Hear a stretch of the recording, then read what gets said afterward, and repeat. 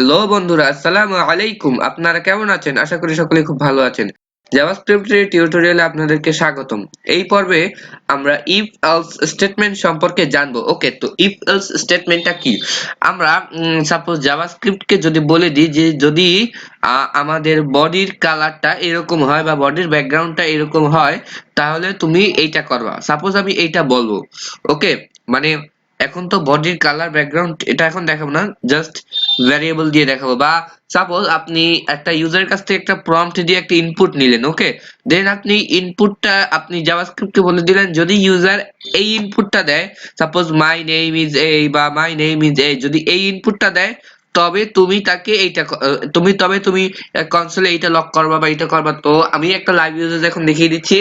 আপনারা দেখতে পাচ্ছেন এখানে আমি ভিএস কোড ওপেন করে নিয়েছি এন্ড দেন এর পাশে আমি কিন্তু জাভাস্ক্রিপ্টের কনসোলটা ওপেন করে নিয়েছি আর আমি একটা index.html ফাইল তৈরি করেছি এন্ড দেন আমি script.js নামের ফাইলটাকে একটা script.js নামের ফাইলটা কানেক্ট করে দিয়েছি। ওকে, তো আশা করি বুঝতে পেরেছেন। নাও আমরা ইফ এলস আর এলস ইফ এর একটা স্ট্রাকচার লিখবো। ফার্স্ট আমি ইফ স্টেটমেন্টের একটা স্ট্রাকচার লিখি। ইফ স্টেটমেন্ট হচ্ছে if condition, if else condition. Okay, তো আমি ফার্স্টে আমরা কি করব, আমরা ইফ সাপোজ অনলি ইফ স্টেটমেন্টটা লেখার জন্য আমরা ইফ কিওয়ার্ডটা ইউজ করব। দেন আমরা একটা প্যারেনথেসিস ইউজ করব বা ফার্স্ট ব্র্যাকেট যে যা বলেন, দেন আমরা একটা সেকেন্ড ব্র্যাকেট ইউজ করব। দেন আমরা কোথায় কি লিখবো সেটা এখন বলছি। তো আমি যখন এই প্যারেনথেসিস নেব, এই প্যারেনথেসিসের মধ্যে আমরা লিখবো কন্ডিশন। কি লিখবো? কন্ডিশন। ওকে, তো কন্ডিশন কি করে লেখে? আচ্ছা, আমি এক্ষুনি আসছি। আগে একটু স্টেটমেন্টটা সম্পর্কে বলি। স্টেটমেন্ট। ওকে, তো আমরা কন্ডিশন স্টেটমেন্ট কোথায় লিখতে হবে বুঝলাম। তো এখানে আমরা কন্ডিশন লিখবো। তো আসলে কন্ডিশনটা কি? মানে আপনি বলবেন যে যদি এইটা সমান হয় তবে তুমি এই কাজটা করবা। তো এই কাজটা কি? কাজটা হচ্ছে এই স্টেটমেন্ট। ওকে, তো ফার্স্ট আমি একটা ইফ স্টেটমেন্টের একটা কাজ দেখাই। ফার্স্টে আমি একটা let name এর একটা ভেরিয়েবল নিচ্ছি। let x is equal to, like আমি ফার্স্টে 6 নিচ্ছি, দেন আমি প্রম্পট দিয়ে আপনাদেরকে দেখাবো। ফার্স্ট আমি 6 নিলাম। তো আমি এখন যদি জাভাস্ক্রিপ্টে বলি যে x যদি if x is equal 6 বা 7, আমি এখন এখানে 7 দিলে কিন্তু কাজ হবে না। কারণ কি? আমি ফার্স্ট একটা লিখি console.log। আমি কনসোলে লগ করব ফার্স্টে। সাপোজ আমি লিখবো x is not equal to 7। okay, sorry, x is equal 7। okay, তো equal 7, x is equal to 7। okay, তো সাপোজ আমি এটা প্রিন্ট করতে চাচ্ছি এখন। তো আমি যখন এটা সেভ করব আমাদের কিন্তু ডেফিনেটলি কোনো আউটপুট দেখানোর কথা না। ওকে, আমাদের কিন্তু কোনো প্রকার আউটপুট দেখাচ্ছে না। কারণ কি? আমরা এখানে লিখেছি কি x is equal 7, কিন্তু x কিন্তু 7 নয়। সরি, আমি একটু ভুল করেছি। আমি এখন এখান থেকে লাইভ সার্ভার ওপেন করে নিচ্ছি। ওকে, তো নাও সাকসেসফুলি ওপেন হয়ে গেছে। নাও এটা ঠিক আছে। ও, এই তো এটা সাকসেসফুলি এখন ওপেন হয়ে গেল। তো আমরা কিন্তু আমাদের সার্ভার মানে সরি কনসোলে কিছু দেখতে পাচ্ছি না। যদি আমরা x এর মান 7 করে দিই তাহলে কিন্তু আমাদের ডেফিনেটলি console.log এই স্টেটমেন্টের কাজ হওয়ার কথা। আমি এখান থেকে অটোসেভটা অন করে দিই আপাতত। আমি অটোসেভ অন করে দিলাম। নাও x is equal to 7। ওকে, তো আমরা কি বুঝলাম? যদি আমরা এখানে let x এর মান যদি মিলে যায়, সরি 6 দিলাম, তো আমাদের কিন্তু এখন কিছু করছে না। কারণ কি?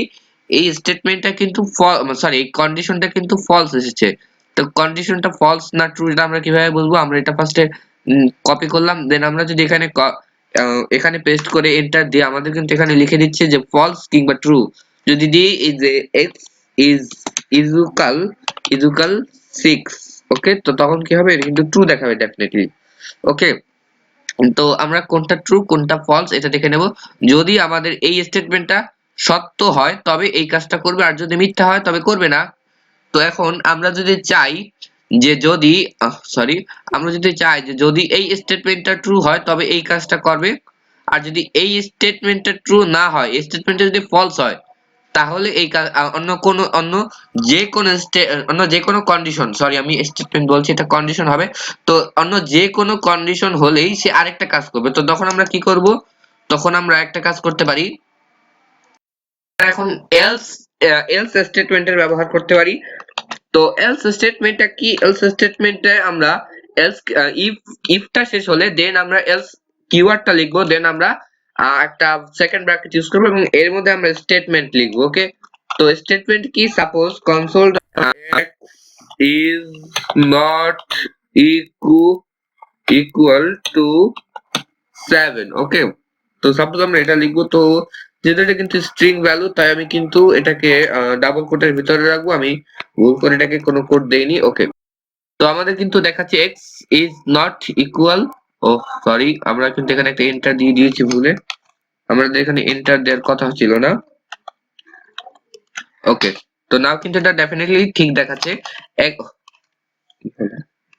সরি, আমার এন্টারে বারবার চাপ পড়ে যাচ্ছে একটু, এটার জন্য আমি দুঃখিত। ওকে, তো নাও এটা কিন্তু দেখাচ্ছে x is not equal to 7। ওকে, তো যদি আমরা এখানে এখন 7 দিয়ে দিই তবে কিন্তু দেখাবে x is equal to 7। ওকে, তো এখন আমরা যদি 6 এর বদলে অন্য যে কোনো দিই, 6 বা 7 এর বদলে অন্য যে কোনো লাইক 15 15 দিলে x is not equal to 7। ওকে, তো এখন কিন্তু আমাদের এখন যা আছে, মানে যত কিছু আছে সব কিছুতে দেখাবে x is not equal to 7। যদি 7 দিই তবে আমাদের শুধু 7 দেখাবে, x is equal to 7। তো আপনারা অবশ্যই লজিক্যাল অপারেটর সম্পর্কে জানেন, কারণ আমি গতবার একটা ভিডিও দিয়েছি, তো আপনারা সেই ভিডিওটা দেখে নিতে পারেন। আমি এখানে দেখিয়ে দিচ্ছি আমার চ্যানেলে।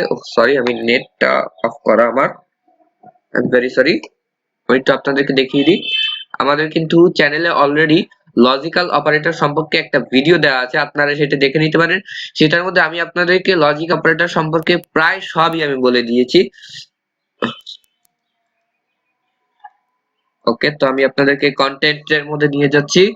আপনারা এখানে লজিক্যাল অপারেটরের একটি ভিডিও দেখতে পাবেন, সেই ভিডিওটা আপনারা দেখে নিতে পারেন। এতে আপনাদের লজিক্যাল অপারেটর সম্পর্কে একেবারে সুন্দর ধারণা আসবে। তো আপনারা এখানে লজিক্যাল অপারেটর ভিডিওটা দেখতে পাচ্ছেন, this is my logical operators video. তো আপনারা এটা দেখে নিতে পারেন, এতে আপনারা লজিক্যাল অপারেটর সম্পর্কে জানতে পারবেন। ওকে, তো আশা করি বুঝতে পারছেন। দেন আমরা শিখবো এলস ইফ সম্পর্কে। ওকে, তো এলস ইফ কি? আপনি যদি দুটো কন্ডিশন দিতে চান, যে যদি x ইজ ইকুয়াল 7 হয় তবে এই কাজটা করবা, আর যদি x ইজ ইকুয়াল 6 হয় তবে এই কাজটা করবা, x ইজ ইকুয়াল 5 হলে এই কাজটা করবা, x ইজ ইকুয়াল 8 হলে এই কাজটা করবা, x ইজ ইকুয়াল এই হলে এই কাজটা করবা, বা x যদি এর থেকে ছোট হয় বা বড় হয়, মানে যা হোক, মানে আপনি একাধিক কন্ডিশন দিয়ে দিতে চাচ্ছেন, তো তখন আপনি এলস ইফ এর ইউজ করবেন। তো আমি ফার্স্টে x is not equal, না আমরা এখানে ইকুয়াল দিই ফার্স্টে, ইকুয়াল টু 7। তো আমরা x is equal to ফার্স্টে আমরা 6 ইউজ করব। তো এখন আমরা যদি কন্ডিশন বলে দিতে চাই তখন আমরা কি করব? আমরা এখানে else কিওয়ার্ডের পর একটা if কিওয়ার্ড ইউজ করব, দেন একটা প্যারেনথেসিস নেব। তো এই প্যারেনথেসিসের মধ্যে আমরা কন্ডিশন দেব like x is equal 6। Okay, তো নাও আমরা যদি এখানে, আমাদের কিন্তু কিছু দেখাচ্ছে না, কারণ কি আমাদের কিন্তু x এখন 15 আছে। যদি আমরা একটা 6 করে দিই তবে কিন্তু ডেফিনেটলি এটা, এই যে এই যখন এই ফার্স্টে যখন ইফ স্টেটমেন্টটা মেলেনি, সরি ইফ কন্ডিশনটা মেলেনি, কন্ডিশনটা ফলস এসেছে, তখন সে এইটাকে স্কিপ করেছে। দেন যখন এলস ইফ এসেছে এবং এই কন্ডিশনটা মিলে গেছে, তখন সে এই কাজটা করেছে। ওকে, এটাকে আর সে স্কিপ করেনি, এই কাজটাই সে করে দিয়েছে। তো যখন আমরা যদি চাই যে x যদি 7 হয় এইটা করব, দেন 6 হলে এইটা, আবার যদি আমরা 6 তারপর 8 দিয়ে, আমরা সাপোজ একটা 8 দিয়ে দিচ্ছি, x is equal 8, যদি আমরা এখানে 8 দিই তবে x is not equal, sorry x is equal to 8। তো যদি আমরা এখানে 8 দিয়ে দিই তবে কিন্তু আমাদের এখানে 8 আসবে ডেফিনেটলি। তো 8 হওয়ার কথা। ওকে, তো কারণ কি আমাদের এইটা ফলস হয়েছে, দেন এইটা গেছে এইটাও ফলস হয়েছে, দেন এইটা গেছে এইটা ট্রু হয়েছে। কিন্তু যদি আমরা এখন এখানে 15 দিই বা 1 দিই, আচ্ছা 1 দিলাম কিন্তু আমাদের কিন্তু কিছু দেখাচ্ছে না। আমি এখানে আপাতত 9 দিয়ে দিচ্ছি, আমাদের কিন্তু কিছু দেখাচ্ছে না। তো আমরা যদি চাই যে এখন একটা এলস স্টেটমেন্ট ইউজ করব, আপনারা করতে পারেন, কোনো সমস্যা নেই। তো আমরা এই কয়টা ইউজ করলাম, দেন আমরা এখানে একটা এলস কিওয়ার্ডটা ইউজ করলাম ফার্স্টে, দেন এলস কিওয়ার্ডের পর আমরা একটা সেকেন্ড ব্র্যাকেটের মধ্যে আমাদের বাকিগুলো লিখে দিতে পারি, যেমন console.log expected, আমি এখানে শুধু এক্সপেক্টেড লিখে দেব, কারণ এখন অত কিছু লিখতে হবে না, এক্সপেক্টেড। ওকে, তো আমরা এক্সপেক্টেড লিখে দিলাম, কারণ এখন কিন্তু আমাদের এক্সপেক্টেড দেখাচ্ছে, কারণ কি যখন সেইটা গেছে এইটা মিথ্যা হয়েছে মানে ফলস হয়েছে, দেন এইটা ফলস হয়েছে, দেন এইটাও ফলস হয়েছে, এন্ড দেন যখন কিছু না পারেনি তখন এই এলস স্টেটমেন্টের মধ্যে গেছে এবং এলসটা করে দিয়েছে, এলস এর স্টেটমেন্টটা করে দিয়েছে। তো আশা করি বুঝতে পেরেছেন যে ইফ এলস স্টেটমেন্টটা কাজ কিভাবে করে। ওকে, এন্ড আমরা কিভাবে ইফ এলস স্টেটমেন্ট ইউজ করতে পারি, তো ইফ এলস আর এলস ইফ, মানে আমাদের মোট তিনটা জিনিস আছে, সেটা কি ইফ এলস আর এলস ইফ। ওকে, ইফ একটা জিনিস, এলস একটা জিনিস, আর এলস ইফ একটা জিনিস। আমরা কিন্তু এখানে x is equal 9 না দিয়ে আমরা এখানে একটা প্রম্পটও দিতে পারতাম, লাইক আমরা এখানে একটা প্রম্পট ফাংশন দিয়ে দিচ্ছি, আমরা প্রম্পট ফাংশন দিয়ে দিলাম। ওকে, তো নাও ফার্স্ট আমাদের কাছে কিন্তু ইনপুট চাচ্ছে, আমরা যদি 7 দিই তাহলে কিন্তু ডেফিনেটলি আমাদের এই কাজটা করার কথা। ওকে, তো আমি ওকে দিয়ে দিচ্ছি x is equal to 7, আমাদের কিন্তু এটা নিয়ে নিয়েছে, যদিও এটা কিন্তু স্ট্রিং ভ্যালুতে আছে। ওকে, তো যদি আমরা এখানে 6 দিই আমাদের কিন্তু ডেফিনেটলি এই কাজটা করার কথা। ওকে, তো 6 নিয়ে নিয়েছে। যদি আমরা এখানে 8 দিই তবে কিন্তু আমাদের এই কাজটা করার কথা, আর যদি আমরা এখানে 15 দিই তখন কিন্তু আমাদের ডেফিনেটলি এলস স্টেটমেন্টের মধ্যে যাওয়ার কথা। তো যদি আমরা এখানে কোনো string value like a b c d এইসব কিছু দিই তবে কিন্তু আমাদের এই এলস স্টেটমেন্টে যাওয়ার কথা, কারণ কি আমরা কিন্তু স্ট্রিং ভ্যালু নিচ্ছি, তাই আমাদের কিন্তু ফলস আসবে, এই তিনটাই ফলস, এবং যখন এই তিনটা ফলস হলো তখন সে এলস এর মধ্যে যাবে এবং এলস স্টেটমেন্টের কাজ করবে। তো আশা করি বুঝতে পেরেছেন। ভিডিওটা যদি ভালো লাগে তাহলে অবশ্যই আমার চ্যানেলটিকে সাবস্ক্রাইব করে দেবেন এবং আমার ভিডিওটিতে একটি লাইক দিয়ে দেবেন এবং অবশ্যই আপনার বন্ধুদের সাথে শেয়ার করতে ভুলবেন না। তো যারা এখন পর্যন্ত আমার জাভাস্ক্রিপ্টের টিউটোরিয়াল মানে জাভাস্ক্রিপ্টের যে কোর্সের যে প্লেলিস্টটা আছে, আপনারা সেই প্লেলিস্টটা যদি এখন পর্যন্ত ভিজিট না করে থাকেন আপনারা এখনই ভিজিট করে নেবেন। তো আমি কিন্তু জাভাস্ক্রিপ্ট নিয়ে অলরেডি একটা প্লেলিস্ট বানাচ্ছি, আমি HTML নিয়েও বানিয়েছি, তো HTML হয়তো এখনো চলছে। আমি কিন্তু জাভাস্ক্রিপ্ট নিয়েও একটা সুন্দর প্লেলিস্ট বানানোর চেষ্টা করছি, আশা করি আপনারাও আমার পাশে থাকবেন। আপনারা যদি আমার চ্যানেলটিকে সাবস্ক্রাইব করেন আমি কিন্তু আরো উদ্যোগী হব। তো আমি আমি আপনাদেরকে প্লেলিস্টটা দেখিয়ে দিচ্ছি, আপনারা এই প্লেলিস্টে ভিজিট করবেন, এতে আপনারা জাভাস্ক্রিপ্ট সম্পর্কে সুন্দর জ্ঞান পাবেন ইনশাআল্লাহ। এই যে আমাদের জাভাস্ক্রিপ্ট প্লেলিস্ট। ওকে, তো এটা হচ্ছে আমাদের জাভাস্ক্রিপ্ট প্লেলিস্ট, আপনারা এটা ভিজিট করে নিতে পারেন, এতে আপনারা জাভাস্ক্রিপ্ট সম্পর্কে ক্লিয়ার ধারণা পাবেন ইনশাআল্লাহ। আজকের মতো এই পর্যন্ত। যদি ভিডিওটি ভালো লাগে তাহলে অবশ্যই আমার চ্যানেলটিকে সাবস্ক্রাইব করতে ভুলবেন না এবং ভিডিওটিতে একটি লাইক দিয়ে দেবেন। আসসালামু আলাইকুম।